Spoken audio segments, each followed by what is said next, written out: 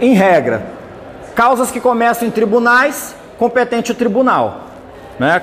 Causas que começam no juízo de primeiro grau, competente o juízo de primeiro grau, óbvio, tá?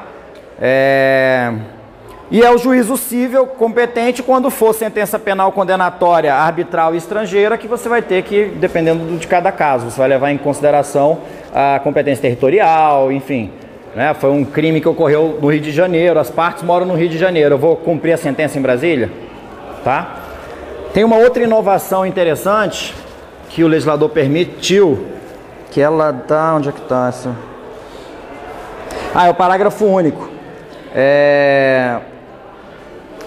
Antigamente, eu queria executar uma pessoa aqui em Brasília e descobria um bem dela no Rio de Janeiro. Eu tinha que pedir ao juiz de Brasília para expedir uma carta precatória para o juiz do Rio de Janeiro, para o juiz do Rio de Janeiro expedir um mandado de penhora lá, o oficial de justiça ia cumprir.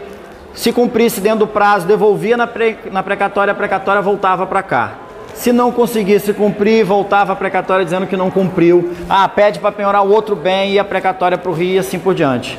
Hoje, olha o que o legislador fez, inserindo o parágrafo único no 475p.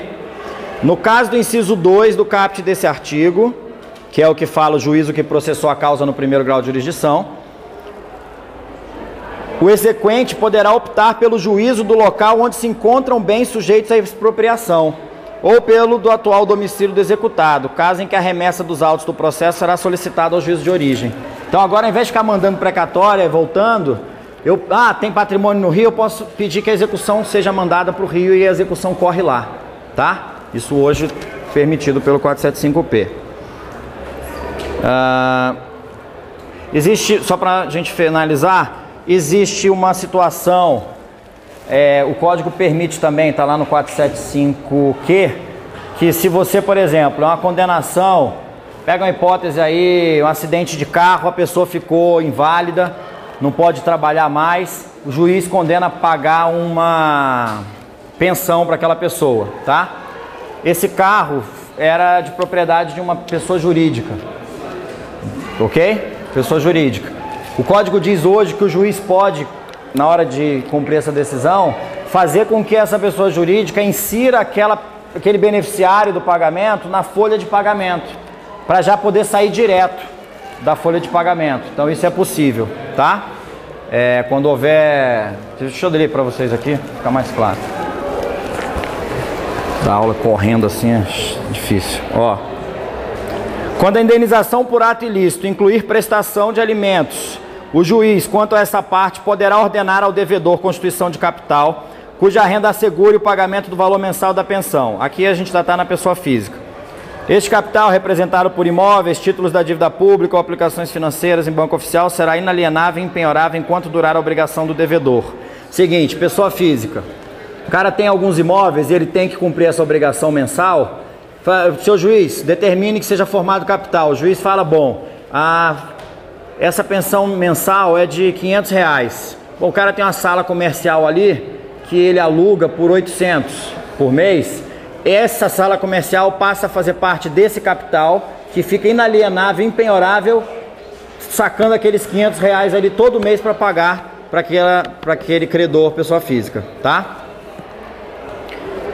O juiz poderá substituir a constituição do capital pela inclusão do beneficiário da prestação em folha de pagamento de entidade de direito público ou de empresa de direito privado de notória capacidade econômica ou a requerimento do devedor, por fiança bancária ou garantia real em valor a ser arbitrado ou arbitrado de imediato pelo juiz. Quando cessarem as obrigações, claro que esse capital é desfeito, essa folha de pagamento é encerrada. E o 475R... aplicam-se subsidiariamente ao cumprimento da sentença no que couber as normas que regem o processo de execução de título extrajudicial.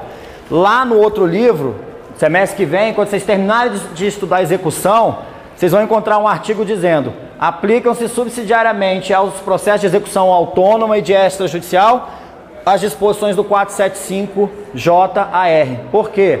Porque as inovações trazidas aqui, elas são interessantes também para aquelas execuções, mas nem todas são aplicáveis, ok?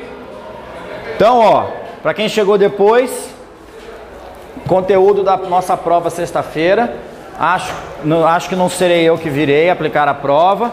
Como a gente tinha combinado, aliás, eu não combinei com vocês, eu vou fazer o seguinte, na segunda-feira, vocês têm prova no primeiro horário ou no segundo? Não, a prova de segunda, é da Raquel, no segundo, né? Se vocês quiserem pegar, eu vou ver se eu deixo lá na direção as provas já corrigidas. 9 horas, umas 9 horas, se vocês quiserem pegar antes ou depois da prova, tá? Vocês procuram a Martine lá, que é minha secretária, aquela menorzinha, Martine, tá? Vai estar com ela. Vocês só assinam e podem levar a prova, não tem problema não, tá? E já que é nosso último encontro, eu queria dizer para vocês que há muito tempo que eu falei isso no começo do semestre, que eu estava meio que perdendo o tesão de dar aula, e eu acho que esse semestre eu reencontrei esse tesão. Foi de dar aula. Antes que gere outras interpretações, eu queria agradecer para vocês, foi muito legal esse semestre. Pedir desculpa aí por eventuais falhas, uma falta aqui, outra ali, as atividades da direção demandam muito. Eu não pude fazer aquelas atividades práticas com vocês por causa da filmagem, porque esse negócio de monta no começo, liga aqui, testa daqui e dali, acaba que 10, 15 minutos que a gente perde com isso, somando, daria aí umas 2 aulas para a gente fazer a atividade prática, mas me coloco à disposição de vocês na direção para assuntos de direção, para orientação com relação a estudo, enfim, para o que vocês precisarem, tá? Foi bom demais dar aula para vocês esse semestre.